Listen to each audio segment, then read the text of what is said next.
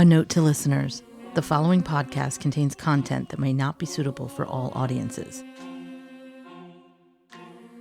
My name is Gloria, and my cousin Christina Nelson and her stepsister were murdered in 1982, September 12th, 1982. And it really, she was 21 years old. We were the same age, about a month apart. And at that age, you think you're invincible. So my family didn't talk about it a lot, and it was like shrouded in secrecy, and it just impacted me in a way I can't even describe.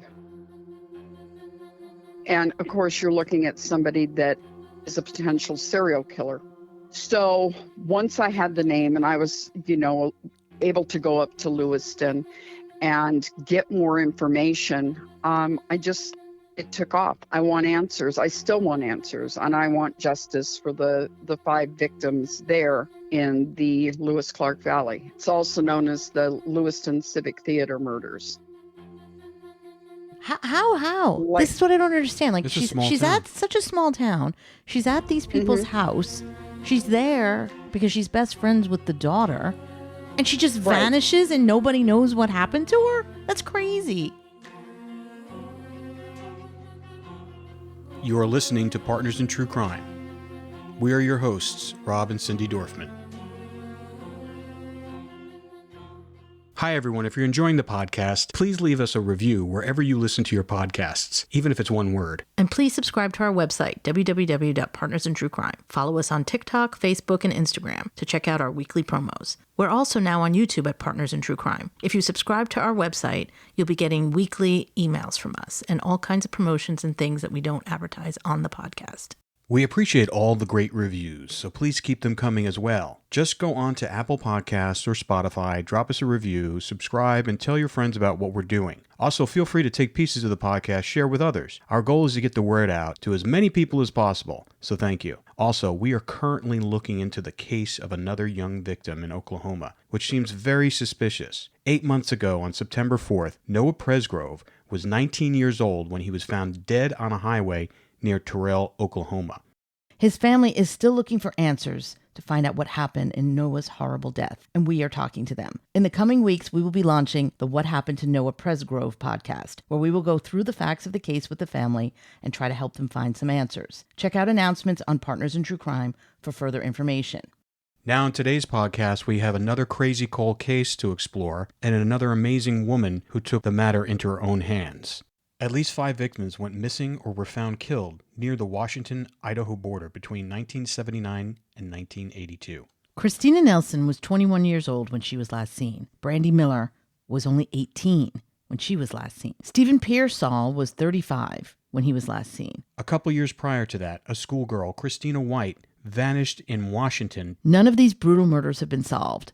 Even though they have a strong person of interest, law enforcement is at an impasse in the case. For years, GLORIA BOBERTZ has been searching for answers to who killed her cousin, Christina Nelson. In that time, she has a pretty good idea who killed Christina and the others. The story of these murders was highlighted in the Discovery ID series Cold Valley. Laura connected with Gloria when she learned of the possible serial killer connection, and she hopes that she can help her. Today we have Gloria BOBERTZ on the podcast to hear her amazing story of looking for answers to the murders and hunting down a possible serial killer. This is part 1 of our 2-part interview with her. So Laura and us are very happy to have on Gloria Crow BOBERTZ. And if anybody isn't familiar with her, she was in the Discovery ID documentary series Cold Valley. And she has a unique relationship to true crime. Her 2 cousins were killed. And a lot like Laura, who lost her best friend to her cousin, someone close to them. And she's kind of taken it upon herself to investigate these crimes. And she's really not even just doing that. She's also, from what we just heard in the preliminary conversation, she's helping other people with crimes, investigating crimes and doing canine searches and stuff like that. So Gloria, thank you so much for being on the podcast. Oh, you're very welcome. So why don't you tell us a little bit about yourself? I just gave you a little intro, but for some people who are not aware of your cousin's case, just kind of tell us who you are and tell us a little bit about the case, and then we can kind of drill down into it, and we'll ask you some questions. Okay. My name is Gloria, and my cousin Christina Nelson and her stepsister were murdered in 1982, September 12th, 1982. And it really, you know, she was 21 years old. We were the same age, about a month apart. And at that age, you think you're invincible. So my family didn't talk about it a lot, and it was like shrouded in secrecy, and it just impacted me in a way I can't even describe. So right around 1995, when the internet started really kicking up, I started doing some research to see what I could find out about the case. And right around 2003, I was going at it real strong because there were no answers. And when you have a family member that is murdered and taken by a violent crime, it has such a ripple effect on the family, and it tears them apart in ways and sometimes brings them together. But anyway, so I started really delving into her case and Brandy's, and also Stephen PEARSALL, who also went missing the same night they did on September 12th from the Lewiston Civic Theater. And I was finally able to travel up to Lewiston, and that was in right around 2008, and I met with the detectives up there, and I was allowed to look at some of the case, and I took some notes, and from there it just snowballed. I kept researching. I met people up in the Lewis Clark Valley that, you know, were willing to talk. I got the suspect's name from Christina White, who went missing in 1979.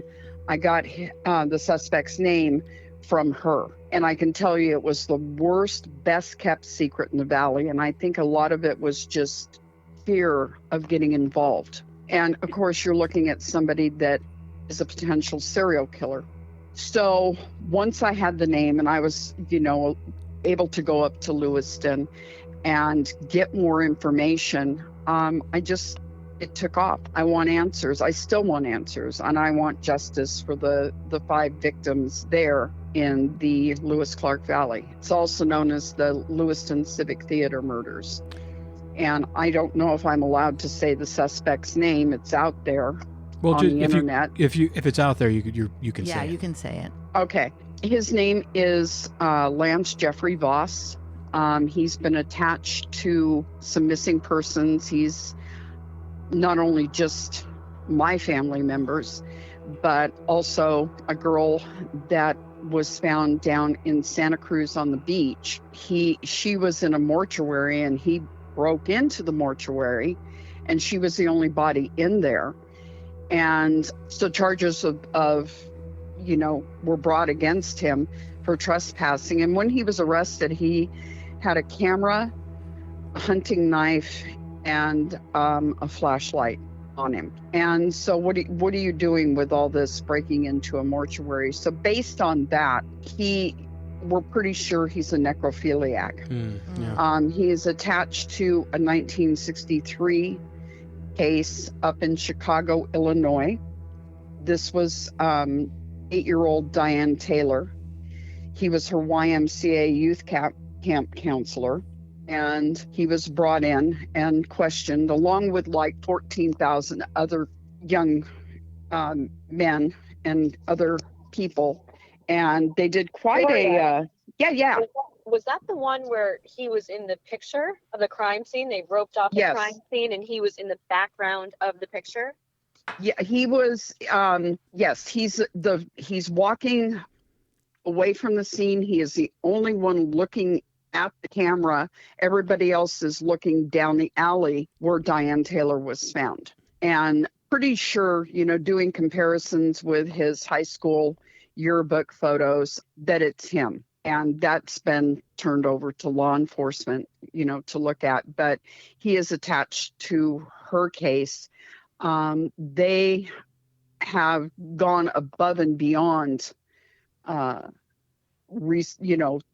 trying to get ties to him. Her body was exhumed, and DNA testing done, and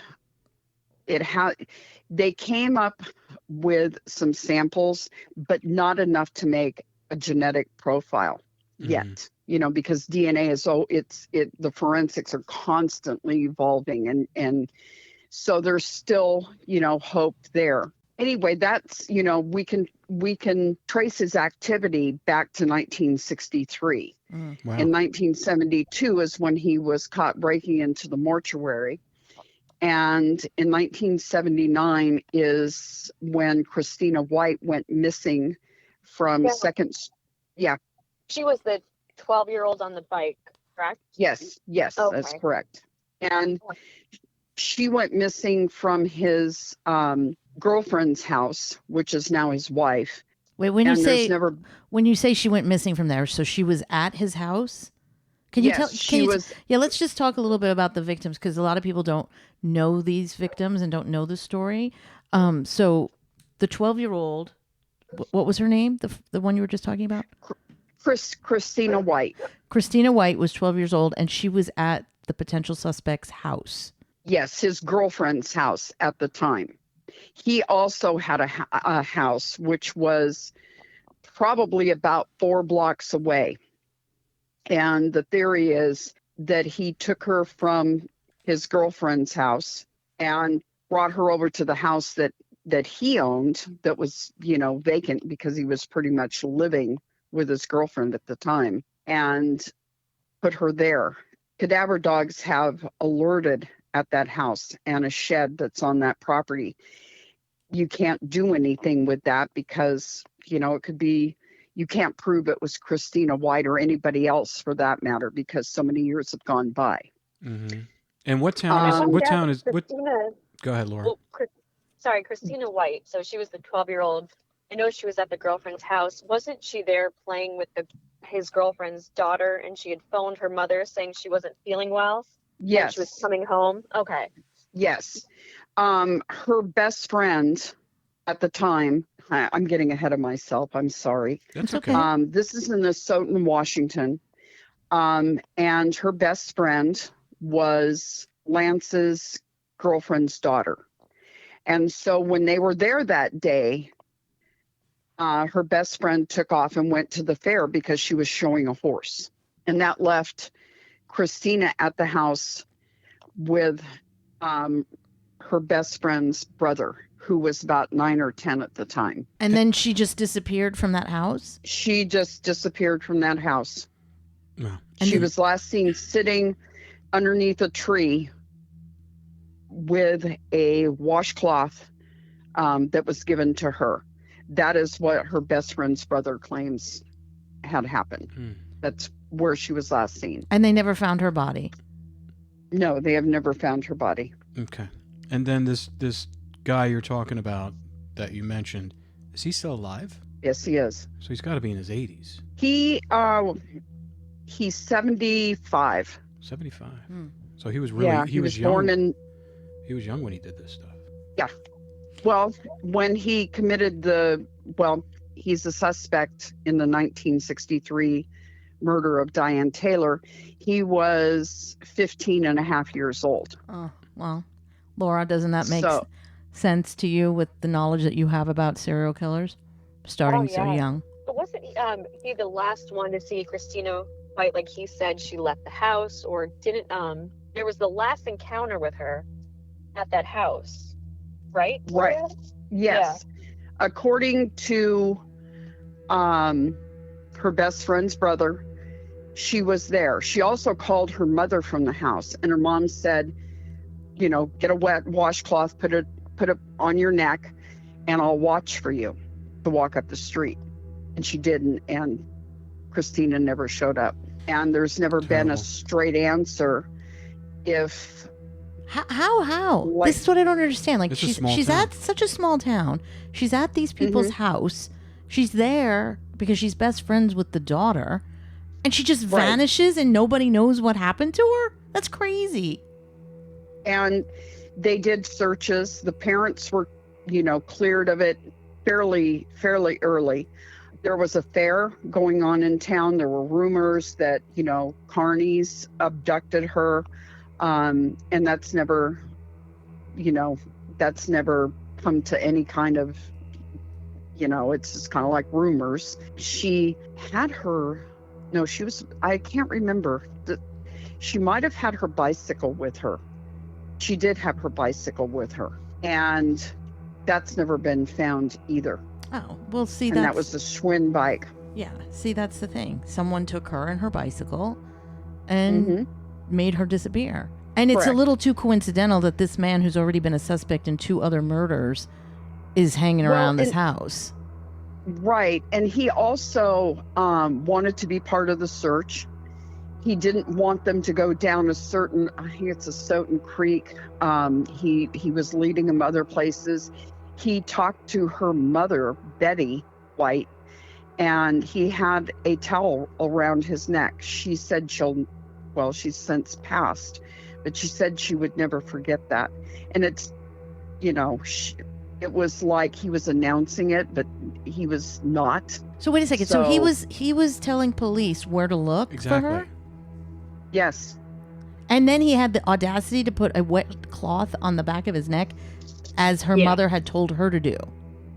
Right. Yes, he had a towel around his neck, yes. Okay. Laura, what do you think of all of that?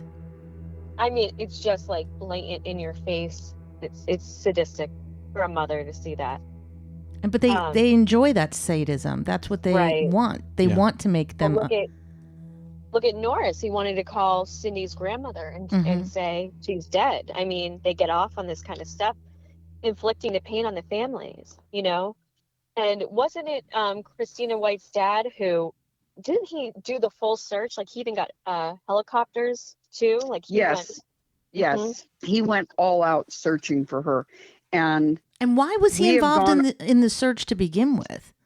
Like, how did he just showed up and said, Well, he wasn't a suspect then. I understand that, but why did he even...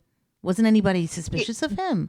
Not at the time. Not at the time. The aha moment didn't come until the Lewiston Civic Theater murders. And they made a connection that he was there at that theater and he was also at this house where this little girl disappeared.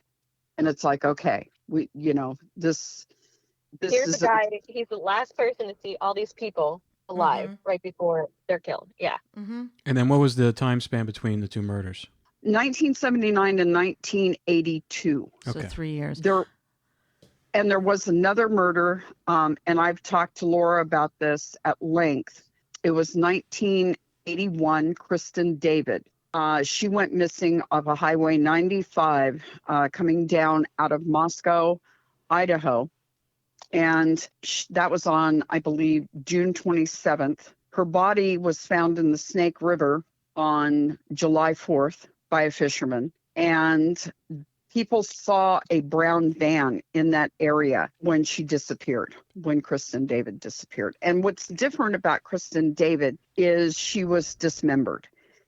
And that's not, as far as we know, not his MO, because when the other victims, those being Christina Nelson and Brandy Miller, were found, they were bound, tied, and dumped off the side of the road. So that one doesn't fit. And I'm fairly certain that he is probably not the suspect. I don't think he's a suspect. Well, I mean, Laura, correct me if I'm wrong, but Gary Ridgway would change his disposal methods, and he would do stuff just to shake things up. Like he would prop them up sometimes he would just leave them. They do. And Wayne and Ford did the same as well. I mean, they're trying to, switch it up as much as they can because they know what, law enforcement is looking for. Exactly. And also, if he had been broken into the morgue with tools, what do you think he was going to do? He was probably going to dismember her in 1963.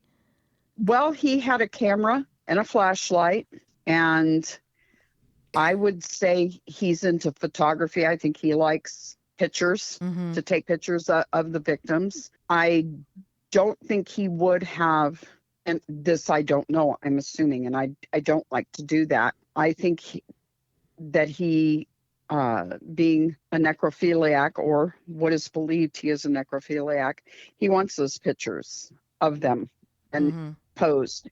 He couldn't have done that, in the mortuary unless he got real lucky and didn't get caught breaking in.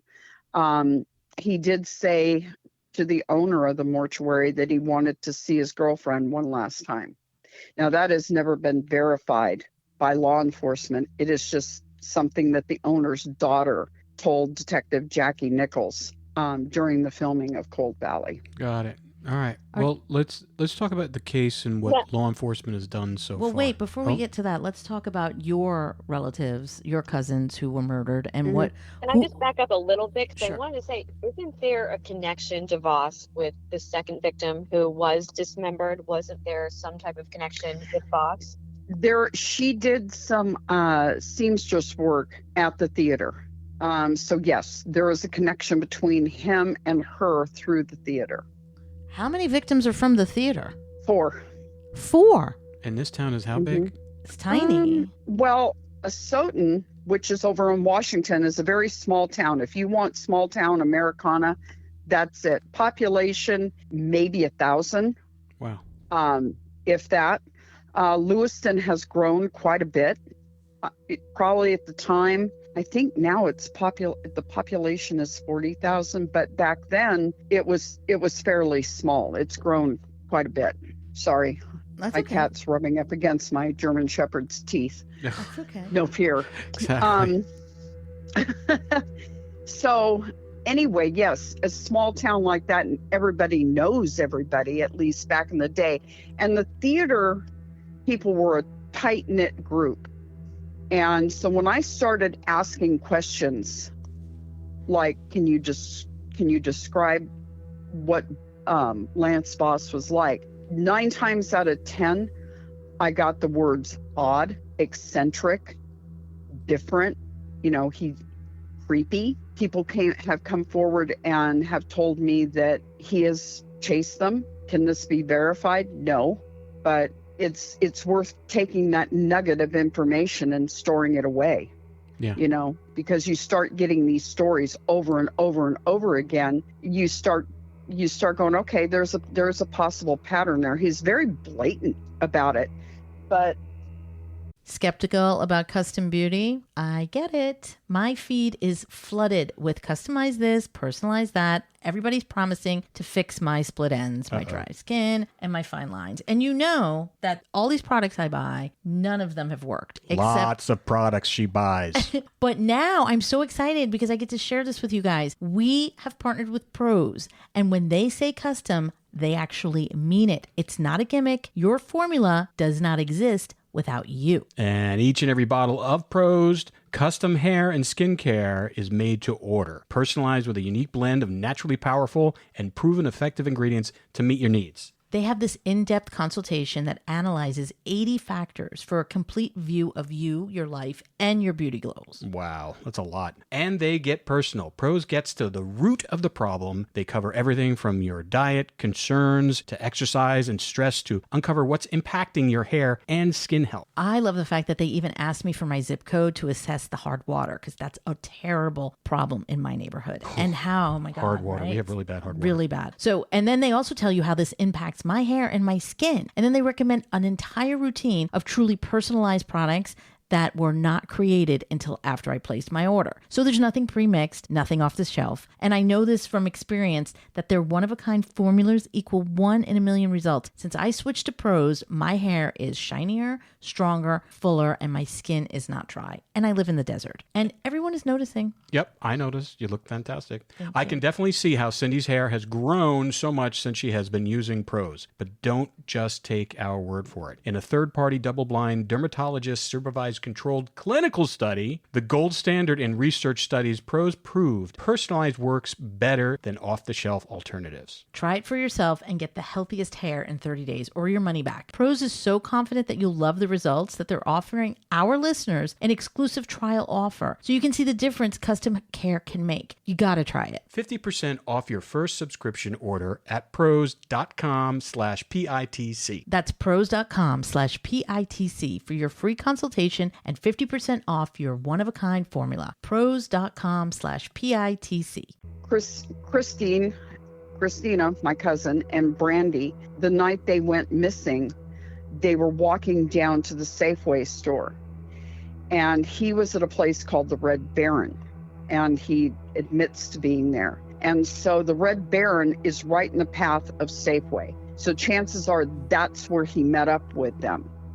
And Christina had displayed some of her artwork there at the Lewiston Civic Theater. And so he knew her from there. So for her to get, in the car with him she knew him. He claims that he did not know Brandy, but that's a little hard to believe because where there was one, there was the other. Christina and Brandy were usually together. So, and he puts himself in the theater that night. He said that he worked up until right around 8, 9 o'clock. Then he decided to go down to the Red Baron and have a beer. And then he came back up to the theater to do more work. Said he slipped up in the rafters, fell, hurt his back, went and laid down in what is called the green room, and went to sleep, and said he didn't hear anybody come in. So Stephen PEARSALL was dropped off at the theater right around midnight. Lewiston Police Department, one of their officers, saw him go into the building along with 2 other people, and his girlfriend who dropped him off saw him go inside the Lewiston Civic Theater, and he never left. And Voss puts himself there, and he said he didn't hear anything, and that he woke up right around 5 o'clock. He thought he had heard the phone ring, but he wasn't sure throughout the night. Now, that seems kind of odd if you didn't hear anybody come in, but you're going to hear the phone ring. And so he got up, he called his wife. There was no answer. He said he left. And he has so many of these stories, it's hard to keep him straight. Sure. But he came back to call her again to let her know. So it's real wishy-washy. Yeah, it sounds like Mr. Pearsall, walked in on something and probably discovered maybe what he had done to Christina and Brandy. Mm-hmm. Correct. And that is what law enforcement is leaning, that Stephen is a victim. It makes sense. So you have Stephen, Christina, Brandy, and then who's the fourth from the theater? Kristen David was affiliated with the theater. Oh, so you've got, yeah. I didn't realize that. Okay.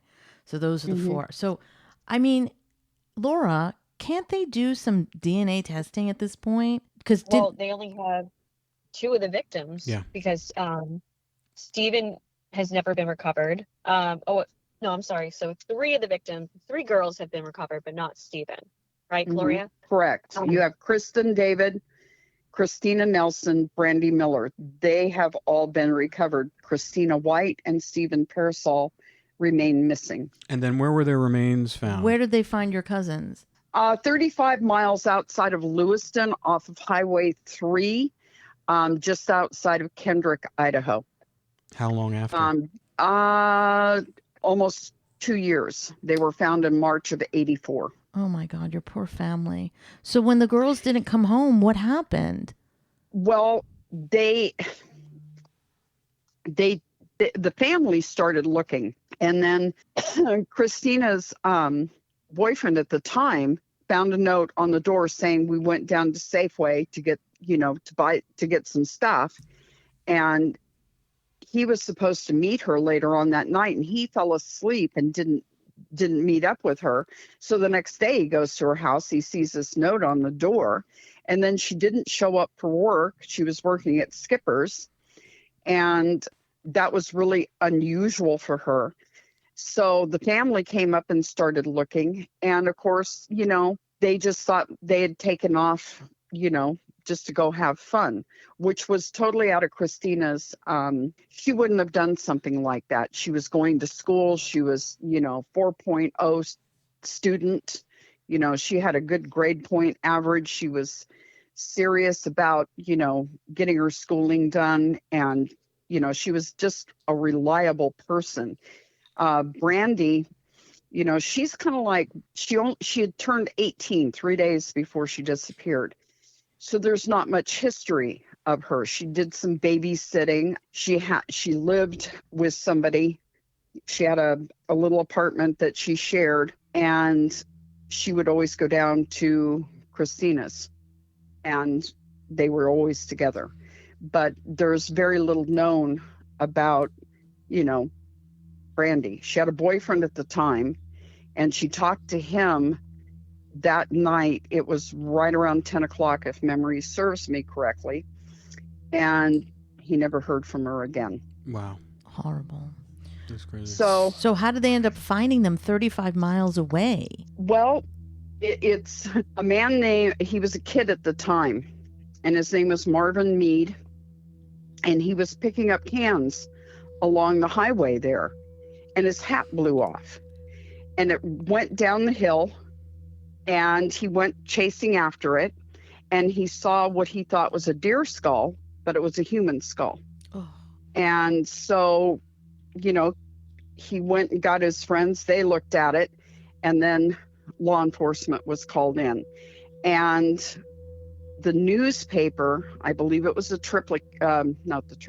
Lewiston Tribune, went down there and was, you know, taking pictures, and Latah County, you know, came down, and Latah County Sheriff, and they did the recovery. And so Lewiston PD found out about this through the newspaper, that they were up there, you know, checking out 2 bodies that had been found. And at first they thought it was only 1 body, but Brandy was underneath Christina. So were they just put there, or were they under anything? They were under like bramble, you know, brush. It's since been cleared out.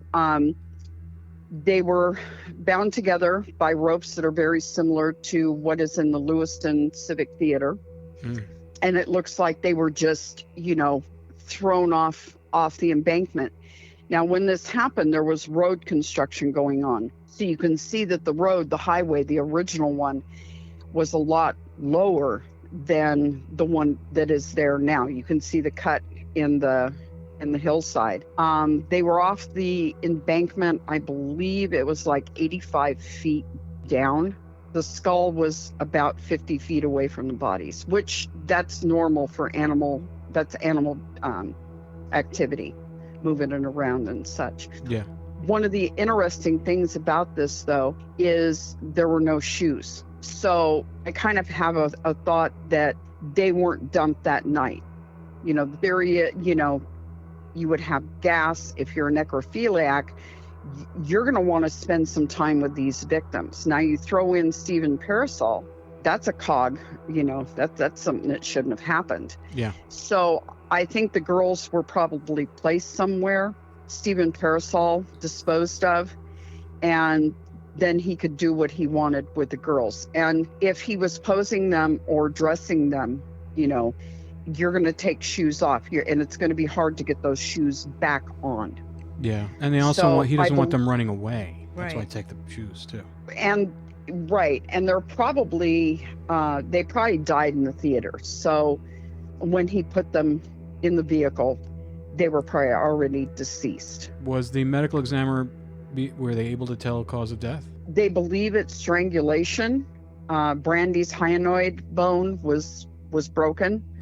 But there were no knife cuts on the bones or anything like that to think that they were stabbed or, you know, anything along those lines. Yeah. Well, that would make sense, because if he did stab them, there would be blood in the theater somewhere. So that makes sense. And they did test the theater, and lead-based paint will throw off the same components as blood. So it kind of cancels it out when you're using luminol to test. Okay.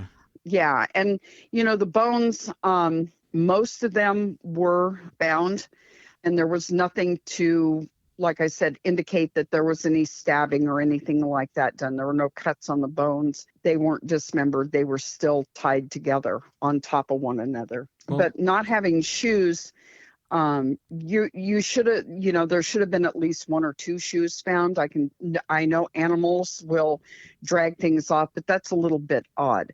And that's kind of a theory of mine, that he took them somewhere, posed them, because it's the belief he likes to do photography. And that, it makes sense. And he did still maintain the home in ASOTIN on 3rd Street, and it was empty. How many times has he been questioned by law enforcement? He has been questioned by the Lewiston Police Department twice.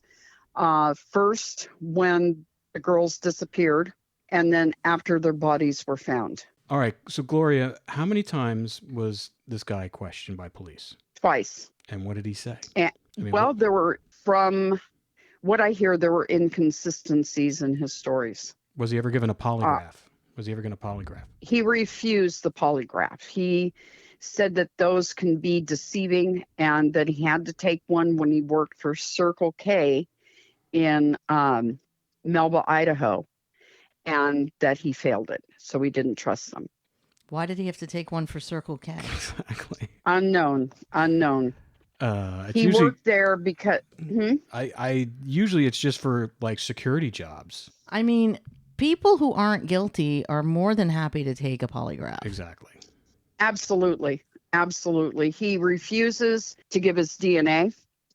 He did give his DNA. He was questioned in the Spokane River murders, and he gave his DNA to be compared to the DNA that they had, and he lawyered up, and that DNA cannot be used in any other case except for those there, because we know he didn't commit those murders.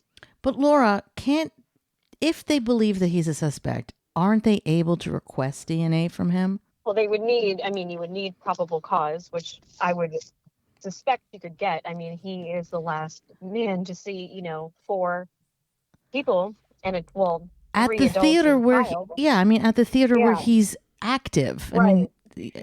I mean, they were all at the theater. And and he even says he was sleeping upstairs, but he has no idea what happened to 3 people who just went missing. 2 wind up murdered. 3rd is probably murdered. You would, expect DNA to be taken. But I don't even think, Gloria, was DNA even found on the girls' remains? They have been tested for DNA. None was found. I do not know if there's plans to retest that, and if there's anything left to test, because sometimes when you're testing for DNA, it's destroyed. When it comes to DNA, if he's arrested on a felony charge, they can take his DNA. I'm not going to say that how do I want to put this? Hypothetically, if they had his DNA and you have a case that you can put him in the proximity of the victim, and the MO is similar, you have to cross all your T's and dot your I's, then it can be compared. It cannot be put in CODIS and ran through, because it's a violation of their rights. There are other ways of doing it, little back doors that you can use, and I'm not sure if those are being used. So yeah, DNA, we should talk offline. DNA is, we should talk offline about this, because I think there's things that you can do. Exactly. I just wanted to ask one other thing about him sleeping in the theater. Did anybody see him in there? Does he have an alibi? That is his alibi. That's not an alibi. You have to have another person to have an alibi. Exactly. So nobody saw him. Nobody. Okay, so this is what it's his story. It was his girlfriend again, just like with Christina White, the 12-year-old. Didn't he phone her, and she tried to say, well, yeah, he phoned me at this time from the theater, said he had a headache and laid down. There was something like that. That's easy enough to prove. They passed each other. They passed each other as he was heading back to Clarkston. They passed. Yeah. So that's his alibi. And she said that she passed him on the bridge as he was heading back home. His girlfriend, who's now his wife. Yes. Who can't testify against him. Right. And who I was think also there when this other girl was murdered and went missing? It was her house. She was not there at the time, but it was her house. And she found Christina White's purse and returned it to Christina White's mom, Betty White. I mean, come on. There's so much here. This is crazy. Well, here's another And thing. not only that, Go do ahead. you remember the other murder Gloria mentioned in the beginning, at the YMCA, the 15-year-old? That was even prior to these four. And they were taking pictures of like the crime scene, and he's in that photograph. Mm-hmm. Yeah. I have a question for you. What was the name of the police department that investigated this originally? The Lewiston Police Department. Was that a sheriff's department or a police department? Police Department. Did they ever bring in the state police to look at this? Because I don't understand why they wouldn't. I believe when I want to say the FBI was brought in for Kristen David. I am not so sure if it was brought in for Christina and Brandy and Stephen. You would think they would, but that's an assumption. And then this is still listed as a active or cold case? It is a cold case. However, it is still active.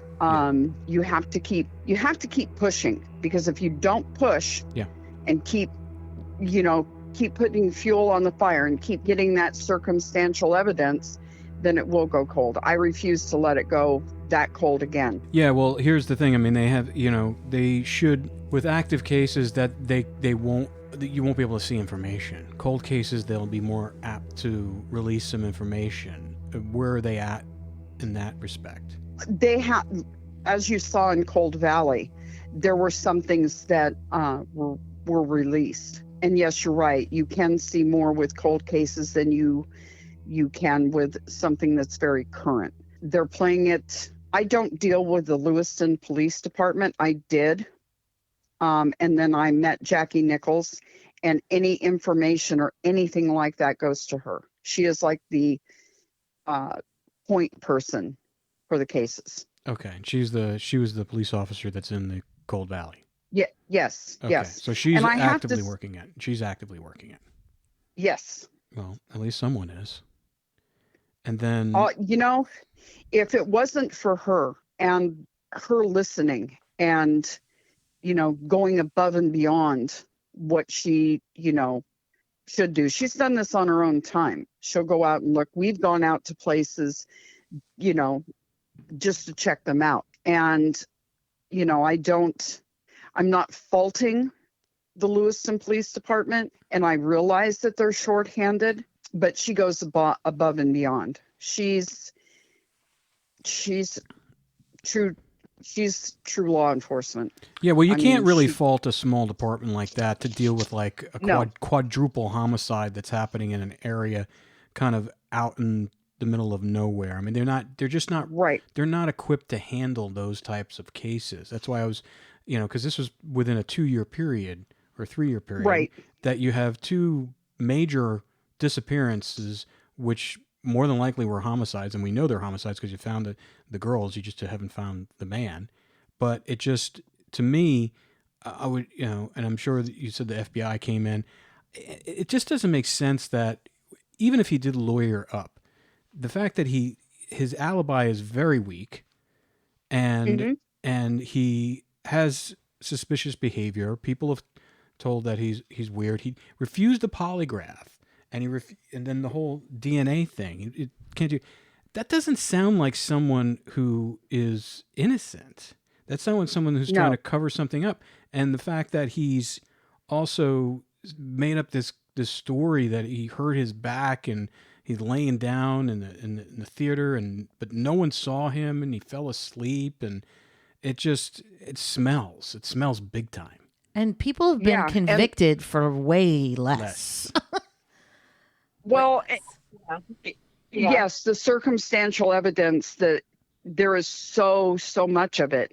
I've often, wondered, do you go the route of declaring Stephen PEARSALL dead, because they already think he's a victim? Can you, Voss admits to, being at the theater, and that theater is the last place that Stephen PEARSALL was seen going into, and he never left. Yeah. You have law enforcement seeing him go in the building, 2 of his friends and his girlfriend. So there's 4 people that witnessed him going into that building. Yeah. So his family haven't declared him dead yet? I don't believe so. And how long has it been? It's been a long time. 1982, September 12th, 1982. And there's been no activity on any credit cards. He was a diabetic. So, let's leave home without our medications. And not tell anybody. Right. And he didn't have a car. His car was broken down. That's why he was riding with his girlfriend. And he was known as a homebody. He didn't really like to leave the home that much. No, he did not. And from, all the people that I've talked to about Stephen PEARSALL, he was a gentle soul. He was not, he didn't have a temperament. Total polar opposite of Lance Voss. Yeah. He was artistic. He just didn't have that anger or that component. And there's nothing in his background to suggest that. There's no crimes or anything like that. So let's get to the point now. You're chasing this guy. You're chasing this serial killer or potential serial killer who you believe is who's responsible for your cousins and the other young girls and also this poor man. So what was that switch where you went from family of a victim to, all right, now I'm turning into an investigator and I'm going to catch this guy? And what have you done to get yourself ready for that? I think that's a hard question. Well, you can tell me the moment and where it switched for you, where it's just like, all right, where I'm not passive anymore and I'm not going to wait for answers, because you're not alone. We deal with a lot of people like yourself, victims, family members who are tired of no answers and have tired of inaction, and they can't live not knowing what happened to their loved one, and they're going to do something about it. And if that's, taking it to the next level and investigating it on their own, because what people don't understand is, as a individual citizen, you actually have more rights than an actual cop to investigate something. You can go and do these things that a lot of cops can't do unless they have a warrant or a subpoena. Correct. And I think when I went to the Lewiston Police Department and I was able to look at some of the information, and that had to be cleared by Christina's mom and dad, and they said, yeah, let her look. And I think it was the dust on the binders. You're telling me you're working the case, and I have no doubt that they were when they had a chance. But I think that's what really set me off. It's like, here are these young people that had their lives taken away from them, and they're now binders with dust on them. That's their lives. That's it. Please visit our website where you can subscribe to the podcast, find show notes, and check out extra content from all of our podcasts. All rights reserved. This has been a production of 722 Media Content.